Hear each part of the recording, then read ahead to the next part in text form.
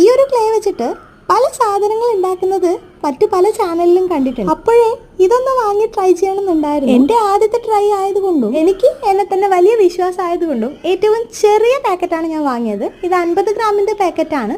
25 രൂപയാണ് വരുന്നത്. ഈ ഒരു പാക്കറ്റിൽ വീണ്ടും 2 പാക്കറ്റ് വരുന്നുണ്ട്. ഒന്ന് ഹാർഡ്നറും മറ്റൊന്ന് റിസൈൻ ബേസുമാണ്. പേര് പോലെ തന്നെ രണ്ടും വ്യത്യസ്തന്മാരാണ്.